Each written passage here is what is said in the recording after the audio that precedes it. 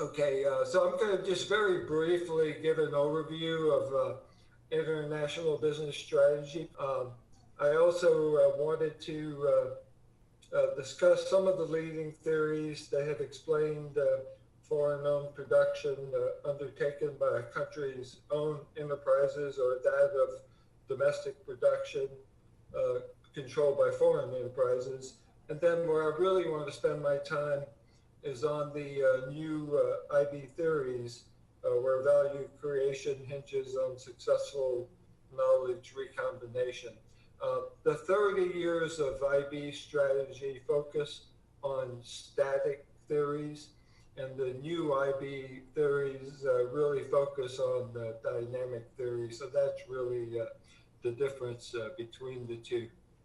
But to define IB strategy, it's basically the set of choices and commitments that support and sustain a multinational's competitiveness. When we talk international today, everything is international. But the theories I'm talking about really focused on the multinationals that are looking at a parent company and a list and a group of subsidiaries located throughout the world. Uh, I'm going to IB strategy defines and communicates an M&E's plan on how it will use its resources, capabilities, and competencies. Um, so we'll talk a little bit about the firm itself and some of the capabilities that the firms have and the subsidiaries have. The IB strategy maps a multinational's plan to create value, both for itself and its stakeholders. And most importantly, it specifies what a multinational will do and what it will not do. Looking at just a basic strategy 101, the strategy forms a link between the firm and the industry environment. The firm embodies the symbol to the left. It embodies three of the four elements of a successful strategy, which is goals and values, resources and capabilities, and structure and systems. The industry environment, the figure to the right, embodies the fourth element of a successful strategy, which is the profound understanding of the competitive environment and is defined by the firm's relationships with competitors, customers, and suppliers. The fit between strategy and the firm's resources and capabilities is a fundamental input into both diagnosing recent performance and generating future strategic options. Likewise, analyzing the fit between strategy and the firm's industry environment is a fundamental input into both diagnosing recent performance and generating future strategic options. And then an M&E strategy organizes its resource accumulation, capability development, and core competencies development. Moving on to the next slide, I just show the generic figure for the value chain. Uh, Multinationals have the option to go anywhere in the world to perform a primary or support activity, and that gives it a tremendous choice of location. So obviously, when we're talking subsidiaries, we're talking about functions of that enterprise that are located in multiple locations. The When you're dealing with strategy, you have to look at, but what is the function? I list here the global, transnational, and multi-domestic strategies. And here we're still basically into strategy 101.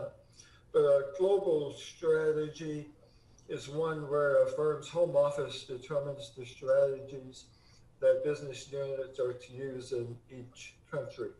Uh, the, these firms seek to develop economies of scale. And then the multi-domestic strategy is one where strategic and operating decisions are decentralized to the strategic business units in the individual countries or regions for the purpose of allowing each unit the opportunity to tailor their products to the local market. An example would be Unilever, a large European consumer products company selling products to over 180 companies. An example of the global strategy I just talked about would be IKEA, where it's implemented a global strategy. It has a centralized number of activities, including design and packaging, and it integrates and centralizes some of the support functions of that firm's value chain. And then the last one I'll just reference here is the transnational, and it's an IB strategy that the firm seeks to achieve both global efficiency and local responsiveness.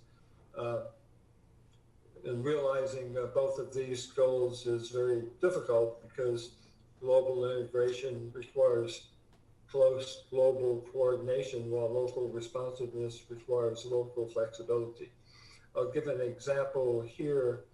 Mondelez International, which is a spinoff from Kraft, was separated into its domestic grocery products to focus on high growth snack foods business, in which 80% of its sales come from foreign markets.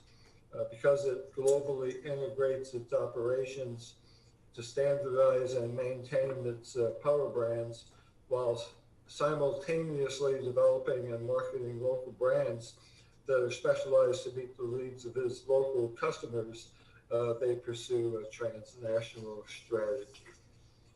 And then last part of strategy 101 is looking at the entry modes that companies have when they set up operations in different countries. And these modes include exporting, licensing, strategic alliance, acquisitions, and greenfield ventures. And for the focus on today's talk, where we're looking at theories, the primary thing we're looking at is things like acquisitions, greenfield ventures, joint ventures. Those are the kind of things we're doing for foreign direct investment in different countries. So most of the theories focus on that. And then looking at the existing theories that we've used for the last 30 years in IB, IB theory, where I'm basically talking about the leading theories that had explained foreign-owned production undertaken by countries' own enterprises, or domestic production owned or controlled by foreign enterprises. And these, as I mentioned before, these theories comprise a static-based view of international business. So I'm going to go through a few of these. Again, I'm not going to spend a whole lot of time. It's just to set up the last part of the talk. But the resource-based theory of the firm is one that we're all familiar with, using Jay Barney and Edith Penrose, and looking at what are the firm-specific assets and any tangible or intangible sources available exclusively to that firm, either because they're owned by the firm or made available by third parties for the firm's use. I believe you're all familiar with Barney's VRIO framework, where resources are valuable, rare, and difficult to imitate. And that would be the V, R, and I, and provides a source of competitive advantages. The O would mean that it's organized to take advantage of those valuable, rare, and difficult to imitate resources. According to the resource-based theory of the firm, competitive advantage results from the ownership of firm-specific assets that are efficiently combined in a value-creating strategy where currently or potentially competing firms cannot implement simultaneously. And the focus of resource-based theory is that firms are independent entities. And that's important when we talk about some of these other theories, like the next one. So relational theory of the firm, the relational view of competitive advantage, the scholars explain that competitive advantage arises not from the firm, but from inter-firm sources of advantage. This view assumes that the sources of competitive advantage may span the firm boundaries, just as interdisciplinary and cross-functional strengths lead to competitive advantage within the firm. It's assumed that inter-firm networks may be more efficient arrangements for achieving a resource-based advantage than single firms. In addition, the relational view focuses on networks as the units of analysis as opposed to the firm, where advantages that are difficult to replicate by rivals are created through investments in special assets among firms, exchanging knowledge, complementary resources, and building effective governance mechanisms. A firm's competitive advantage comes from three sources, as I have listed here. The internal resources generate the internal rent. The appropriated relational rent results from deliberately recombining, exchanging, and co-developing shared resources between the firm and its partners. And lastly, a firm may also receive unintended benefits due to both shared and non-shared resources as more of an inbound spillover effect. So the M&E's capability to tap into multiple locations and create value by recombining a variety of knowledge assets dispersed across the M&E network has been widely recognized to be a prime source of competitive advantage for M&Es. And that's, I think, the value between the relational and the resource-based view. The internalization theory is the primary theory for M&Es, and it's a general theory of the M&E on how to organize international business transactions with the power to explain and predict regularities in IB governance. Such regularities involve the choice of operating mode, as we talked about earlier, such as wholly owned subsidiaries versus licensing, say, and firm level organization, such as functional versus multi-divisional organization in the realm of structural governance. This theory seeks to explain why the cross-border transactions of intermediate products are organized by hierarchies, where these hierarchies, they own and control the value-added activities through subsidiaries outside of its national boundaries, rather than determined by the market forces, such as sell or purchase value-added activities. And as I mentioned earlier, when we're dealing with the last 30 years of international business theories, they're all mostly focused on internalization theory. So you've got this parent company, subsidiaries scattered throughout the world, and it basically shows that it's better to own those subsidiaries rather than use market forces to use these other modes of entry. That's really the focus of internalization.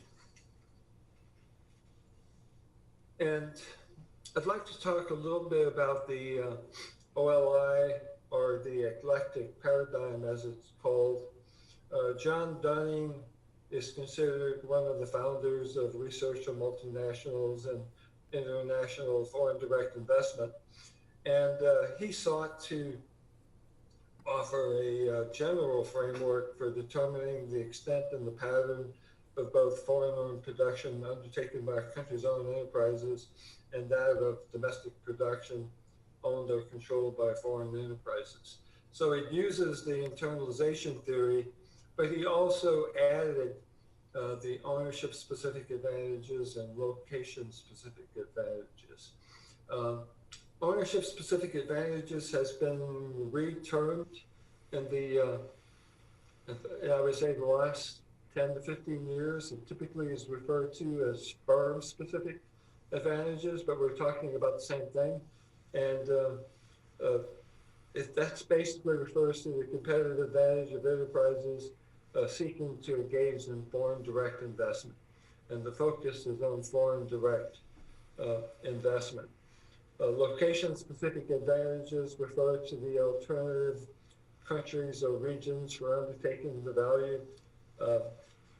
The more immobile, natural, or creative resources which firms need to use jointly or with their own competitive advantages favor a presence in the foreign location, giving them a competitive advantage. And then lastly, internalization, which we've discussed, refers to how firms organize the creation and exploitation of their core competencies.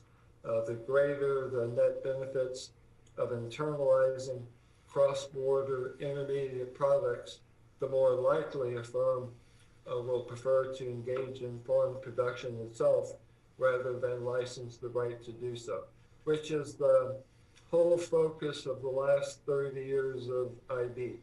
It's saying that it's always better to do things yourself rather than to use the market forces. And that's the gist of this theory. To round out the existing theories, I want to talk about relational assets. I referred to John Dunning. He argued that social capital plays a critically important role in business strategy and performance, where social capital consists of resources that are embedded in networks, and I should say networks of relationships, and he focused on the concept of relational assets, which he viewed as a dimension of social capital. These assets provide the firms and individuals within a firm the ability to form and govern beneficial relationships. They emphasize attributes such as values, honesty, trust, cultural sensitivity, reciprocity. And since I introduced the OLI paradigm, in the context of this paradigm, relational assets provide ownership advantages through superiority in coordinating the use of functional assets, location advantages through superiority in business infrastructures, and internalization advantages by providing linkages to many other assets. So I rushed through these because I wanted to really spend the time on the new theories. And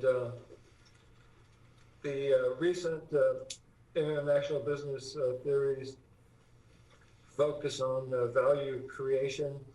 They hinge on successful knowledge recombination, and that changes over time.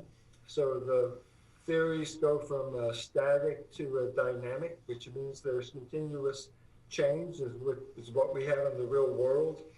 And so these theories comprise a dynamic view of international business. So the whole dynamic capabilities, there's a large body of work that many of you have probably worked on throughout your careers, primarily TEAS. And he looked at how firms identify and develop new opportunities, how they coordinate their assets to exploit such opportunities, and how in the course of doing so they develop new business models, how they make money, in other words.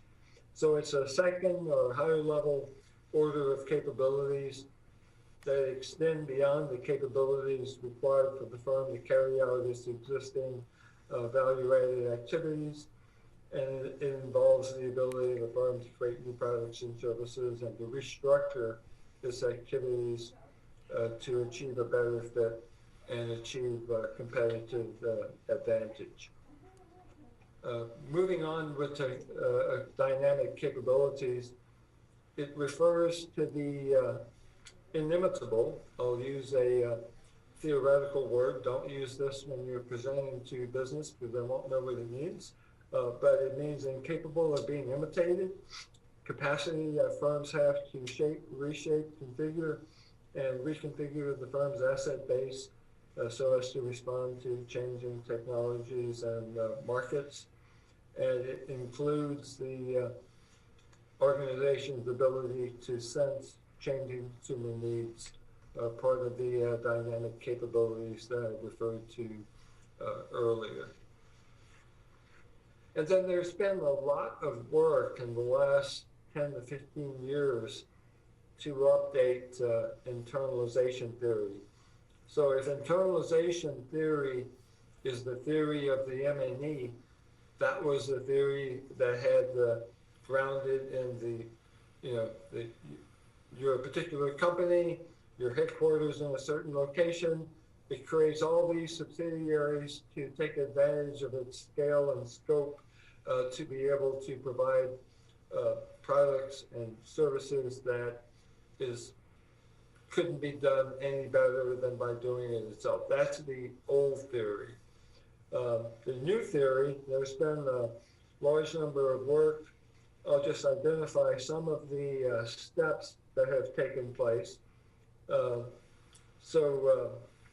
One author, Hinnert, focused on managing interdependencies between economic actors located in different countries, and she drew attention to the role of complementary resources of foreign actors that the M&E may require the exploitation of its own firm-specific advantages.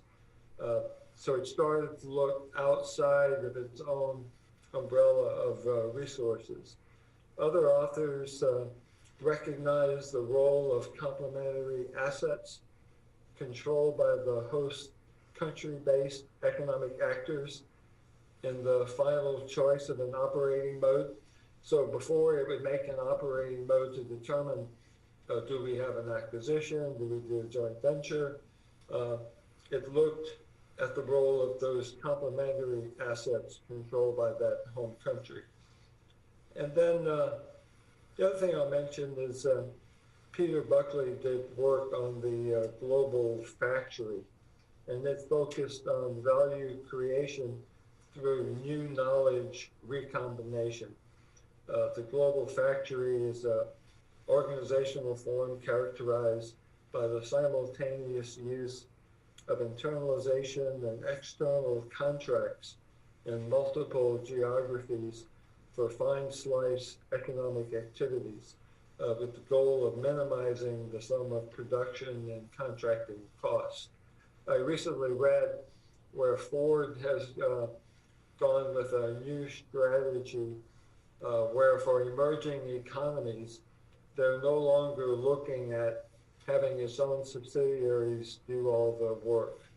They're going to contract, they're going to license, they're going to go with the cheapest provider in order to provide their products to emerging economies. And I think that would be an example. But the most important thing that came out of the new internalization theory is work done by Rugman and Verbacki. And they introduced the concept of location-bound versus non-location-bound firm-specific advantages. Non-location-bound firm-specific advantages, which could be technological, marketing, administrative knowledge, are typically developed at the headquarters and are easily transferable across borders to the entire M&E network. Conversely, location-bound firm-specific advantages are tied to specific affiliates within the multinational, whether headquarters or subsidiaries, and can include standalone resources linked to location advantages in those countries, resources that may lose value when transferred across borders. The concept of location boundedness of firm-specific advantages has invited an important shift in internalization theory thinking. From the view of the M&E as a hierarchical organization steered by a firm-level head office toward a more realistic analysis of the M&E as a differentiated network. So the concept of location-bound versus non-location-bound firm-specific advantages, the dynamic capabilities approach was anticipated. And since successful M&Es were predicted to be the ones able to engage systematically in entrepreneurial resource recombination associated with each individual expansion move or allocation of a role to an individual subsidiary. And lastly, new internationalization theory focuses on the dynamics of international governance, where value creation hinges on successful knowledge recombination and governance choices. Those choices could be foreign location, operating mode location choices, for example. Do they contract? Do they buy? Do they acquire? Do they create a new activity, for example? And these are assumed to change over time. So the dynamic nature of this new theory is that nothing is fixed. They all change over time. So the emphasis with this theory shifted from explaining the parameters that would stimulate firms to expand across borders and investigating the entry mode choice to the internal organization and their network capabilities. So that's really the focus of this new theory. And the competitiveness of firms across borders is contingent on their ability to successfully recombine these advantages and to take into consideration the advantages available by firms in those host countries. And I'm looking at time, so I'm going to move on. So my colleague Saad Laraki and I, Saad has been with UMEC for some time. He teaches in Europe with me. We've attempted to try to take new internalization theory and make it useful for the practitioner. There's been a tremendous amount of work done, but I think most practitioners, be they policymakers or people running companies, would probably have a difficult time saying, how do I use this? It's all good information, but how can we put it to use? So we've taken an attempt to do this. So we created this dynamic framework. Both of us are John Dunning disciples, and we attempted to add knowledge and management practice by proposing this analytical framework that you're looking at now. And we take the OLI framework, which is you see on the top three boxes, and we try to show how each of them add value. And there's a dynamic process that you're doing with those individual countries and firms in those countries, because the focus of what we were doing here is how do we provide a policymaker with some knowledge and understanding of how multinationals uh, diversify and work throughout the world, and to give them some insights into what policy changes that they make could impact these companies. So M&Es possess a set of ownership-specific advantages and constraints. That's what you see to the upper left. And according to their goals and their opportunity sets and organizational structure, they'll pursue certain strategies to advance those goals. Likewise, dynamic states, which are countries, possess a set of location-specific advantages, the box to the right, and according to their goals and their opportunity sets, will lead them to take certain actions. And such actions between the ownership and the location as directed towards the M&Es refer to how firms organize the creation and the exploitation of their core competencies. The greater the net benefits of internalizing cross-border intermediate product markets, the more likely a firm will prefer to engage in foreign production itself rather than license the right to do so. So we took this concept, which needed to be flushed out, and we're both members of the Academy of International Business, which is where most of the scholars reside that have been working on these theories for the last 30 plus years. So we developed a paper entitled The Eclectic Paradigm and Relationship-Specific Advantage of John Dunning, Rationalizing Brexit, because we wanted to take a real-world event that was going on to see if we could test out this theory, gather feedback. So we submitted a paper to the European International Academy of Business conference held in Milan last December. We got accepted to present a poster session, so we did, and we got great feedback. And from there, we submitted another paper to the Academy of International Business UK and Ireland chapter based on the feedback that we got out of Milan. And we published a paper presented a paper called Applying Theory to Understand How Multinational Firms Address Brexit.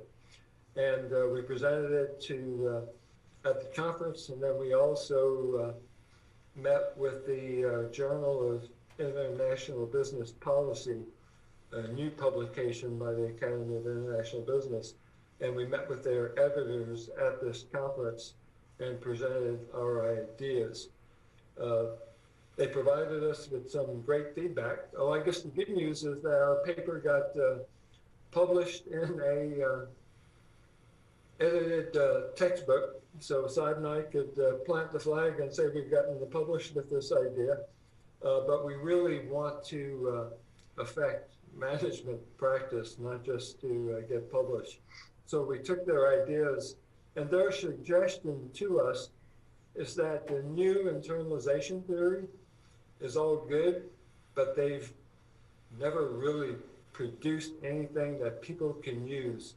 So they challenged us to try and resolve that. Let's give policymakers something that they could actually use that came out of internalization. So we're now working on a new paper, New Insights to Internalization Theory. Our intent is to hopefully get published by the Journal of International Business Policy, since we focus on policy.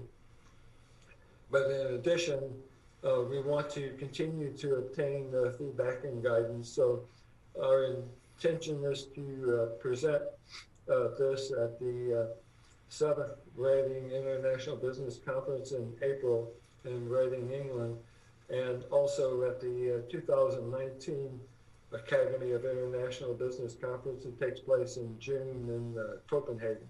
So that just gives you some where we are with our plight to take this and make it real. Looking at time, and I think I have 5 minutes left. So this new insight on internalization is what we're focused on. So we're still using our model, but we're focused on internalization and how it could be used useful.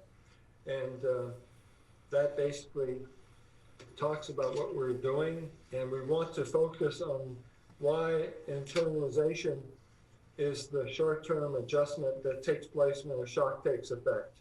That shock could be Brexit, it could be NAFTA, or USMCA as it's now been renegotiated. So why is it that of the three, O, L, and I, why is the internalization the first that is affected? So we hope to share some light on that. Our model in our unpublished paper is what I'm showing you here.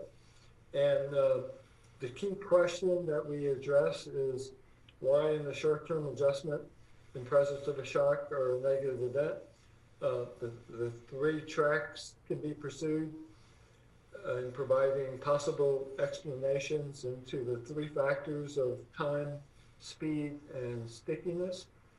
And the time dimension is critical. And because things are happening at different speeds, some things adjust more quickly, other things adjust more slowly. Firms react tactically as soon as an event is announced or start to take place, such as Brexit. As soon as Brexit was voted on, financial firms started looking at moving operations to Germany or Ireland, Germany or France, for example. So the ownership and location may remain as they are in the meantime, but the OLI configuration starts a change process and where the internalization is the short-term adjustment. So what modes do they want to look at? If they're currently providing financial resources in London, do they wish to use a different mode, such as licensing in another country, for example? So for O-specific, ownership-specific advantages, strategic change is required. That requires planning and implementation, so it takes a little while longer. And for location, it's impacted last because of its stickiness due to that particular location, which is related to induced policies aimed at restoring a company's attractiveness. And then very rapidly, that was time. Looking at speed, it's also a parameter to take into consideration. Tactical maneuvering for internalization can be faster than both ownership or location. At the tactical level, it's mostly over a short-term horizon, while the strategic level is the long term. And then likewise, stickiness follows the same trend as time and speed. The table shown synthesizes the relation between these parameters and the three tenets of the eclectic paradigm or the OLI paradigm. So overall, our premise is that a firm can absorb shocks quickly in terms of their internalization specific advantages. Of what it depends on externally, it can embed internally. This is the choice stays with the firm in the first stage as it prepares for more long-term adjustment in their strategy leading to ownership and location shifts. And we're in the process of flushing out these propositions and to present to these conferences that I mentioned. And hopefully that will lead to a paper that people can actually use. So that's in a nutshell of where we are. So here is a comment from Tim Nerens in the chat area. Point to ponder, how have globalization and technology lowered the cost of international firm participation? and allowed smaller and more agile firms to enter markets and change the game. And he has a follow up question. Has that pushed from static to dynamic? And does it accelerate the fluidity of theory application? I uh, I think it's definitely changed to dynamic because you know when John Dunning started studying multinationals from the UK to the US in the 50s, uh, it was a very slow moving thing. So when the OLI theory came about, the framework of theories came about, things took a very long time, including transportation, you send the products via boat from the UK to the US, and everything happened very slowly. Obviously, in technology, things are happening at the speed of light, and with that, uh, you no longer need to use the old theory. The premise is that it's always best to create your own because it's cheaper and a number of reasons on why you don't want to use those other modes of operation. Whereas now you can partner with a firm that has no location or has no set location, and they're moving at the speed of light. I go back to that new Forge strategy I only read about a few weeks ago that says for emerging economies, they've changed the way of doing business because they were losing too much money with their existing model. So for emerging markets, and they were focused on India in this particular article, uh, they're going to do whatever they have to do to provide their products the cheapest possible way, and obviously meeting their standards of of the product as well. So I think, I mean, absolutely, it's going to be happening fast and furious, and it's going to change, and the old rules no longer apply. So, Tim, I hope this answers your question, but that's really the focus. Yeah, while others are thinking about their questions, I just wanted to ask, um, I want to ask Bert, you referred to the application of this new dynamic capabilities to Brexit and how these new realignments will impact the decisions of managers in MNCs to establish their operations overseas. How do you see this unfolding with the new trade agreements? I mean, we are looking at withdrawals, not just in Brexit, but in other parts of the world, of course, including the United States. But also, as they withdraw, they're also looking at new engagements. Yep. And I'm referring to the new trade agreements that are all coming up in Southeast Asia. So, how do you see the application of these concepts to these changing alignments? Well, I mean, just looking at some of the reactions to Brexit itself, uh, you've had a number of well-documented banks that immediately establish relations with firms in Germany and in France to be able to set up operations in those countries, even obviously before any details are worked out. There are some unique location-specific advantages to being in London, and those will always be there. So those will be the last to be replaced. But if you follow, I mean, one of the things we were told by the editors of the Journal for Policy, the Policy Journal, is that the first thing they said is you need to change your title because it takes 18 months to publish anything, and Brexit will be old news, to focus on events instead. And if you look at the events, in the US, the NAFTA new trade agreement wasn't done with bringing in all the players and doing the traditional negotiations. President Trump immediately started bilateral negotiations with each country and use that as leverage to get, for example, he used that leverage with Mexico to be able to pin a deal with Canada. So I think the old regime is dead. We're going to see more of those bilateral relationships. Um, Take a look at what's going on in Russia today and in China today. They're holding meetings in India and different locations. They're not looking at the EU, or they're not looking at existing relationships that have been in existence for a very long time.